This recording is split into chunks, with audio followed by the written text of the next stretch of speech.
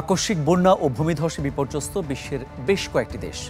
ভারত, নেপাল, চীন, Japan, France, Mexico এবং স্লোভাকিয়াতে গেল কয়েকদিনে বন্যা ও ভূমিধসে মোট প্রাণ গেছে প্রায় ১০২ জনের। আহত ও বাস্তুচ্যুত নিখোঁজ রয়েছেন বহু মানুষ। সবচেয়ে বেশি মৃত্যু দেখেছে ভারতের আসাম। সবশেষ ৭ জনের মরদেহ উদ্ধারের পর মৃতের সংখ্যা বেড়ে ৯০ জনে দাঁড়িয়েছে। অন্যদিকে নেপালে ভূমিধসে নিখোঁজ ৬৩ জন।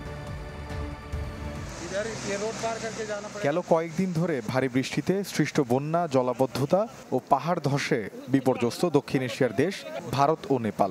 ভারতের আসামে বন্যায় বেড়েই চলেছে প্রাণহানি। নেপালের চিতওয়ান জেলায় ভূমিধসে নদীতে পড়ে যায় দুটি বাস। এতে নিখোঁজ রয়েছেন বহু মানুষ। এছাড়া পার্বত্য এই দেশটির বিভিন্ন স্থানে ভূমিধসে প্রাণ গেছে বেশ কয়েকজনের। চীনের দক্ষিণ পশ্চিমের শহর চংছিংয়ে ভারী বৃষ্টিতে সৃষ্ট বন্যায় পানিবন্দী হয়ে পড়েছেন বহু মানুষ। উদ্ধারকারী দল ছোট নৌকা নিয়ে উদ্ধার কার্যক্রম পরিচালনা করছে। ভূমিধসের কারণে দেশটির হুবেই প্রদেশের হিফেং হাইওয়েতে বন্ধ হয়ে গেছে চলাচল। জাপানে বন্যার কারণে দুর্ভোগে রয়েছেন দেশটির বাসিন্দারা। ঝড় বন্যার কবলে পড়েছে ইউরোপের দেশ স্লোভাকিয়া।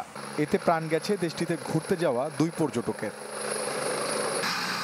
গ্রীষ্মকালীন ঝড়ের কবলে ফ্রান্সের ডিকেজভেইল শহরে বিদ্যুৎ বিচ্ছিন্ন অন্তত ৮,০০০ ঘরবাড়ি।